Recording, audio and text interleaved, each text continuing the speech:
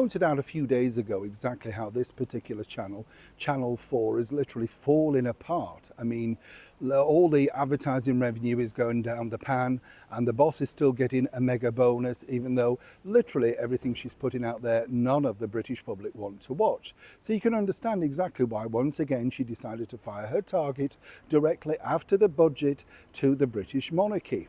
And everybody was in uproar, you know, seemingly because, of course, this particular brand of, documentary making, Dispatches, is well revered. Is it? I don't think so, not when you pick apart and look exactly at where they've got their information from.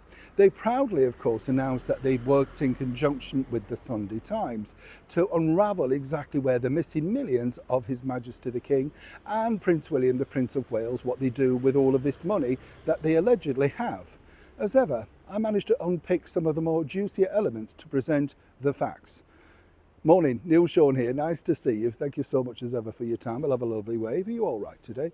I'm all right, thank you. I love to share these things with you because it just really shows the pomposity and the stupidity of these particular production companies, you know.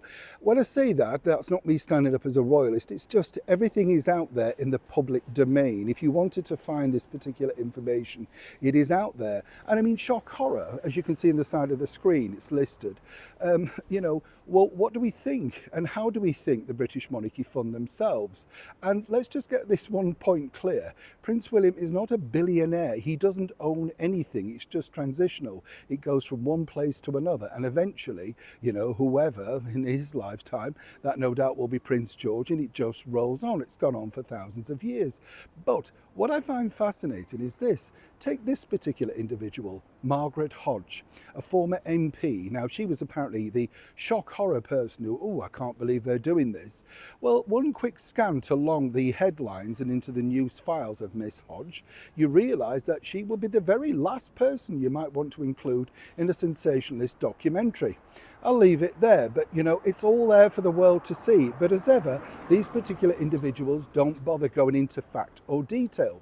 Now, another juicy element, and there were many that you could pick apart of this particular documentary as a failure. Camelford House, right? This is on Albert Embankment, and a colleague of mine about 9 months ago tried to rent a spacious office at Camelford House. Now, what many people don't realise is the land belongs to His Majesty the King. The building, which they kept highlighting, actually belongs to Thames Water, and currently it's being looked after by Savills, the estate agents. Now, this particular individual had an unresourced level of money to have a deluxe floor in Camelford House. They could not get anybody interested despite various meetings, which are all on record, and I have for reference. Well, what was fascinating was that, again, nobody at Dispatches said, well, actually, it's Thames Water. And why are Thames Water then turning away literally thousands of pounds when they claim, of course, that they're running on empty? That particular building has been empty, half empty now, for years, in dire need of refurbishment, and nothing to do with the King or indeed the Prince of Wales. But Dispatches didn't bother highlighting that either.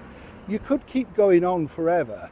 Literally, the bottom line is, as I pointed out, when you look at Channel 4, they really enjoy the fact that they can poke a stick, if you like, at the British monarchy, normally at a time when people are really struggling. But as I have also pointed out, well, many people have recently been let go by Channel 4 due to terrible management. This particular individual remains at the top, picking up bonuses and millions of pounds a year. So when you look about how badly things are managed, perhaps if they're so in awe of exactly how much Prince William and His Majesty the King rake in every year, maybe then they should be running Channel 4. And perhaps that wouldn't be running at such a loss, or indeed Channel 4 having to consider begging the government for some money to bail them out due to, well, bad management. I could tell you more, but you get the gist. Neil Sean in the very heart of London.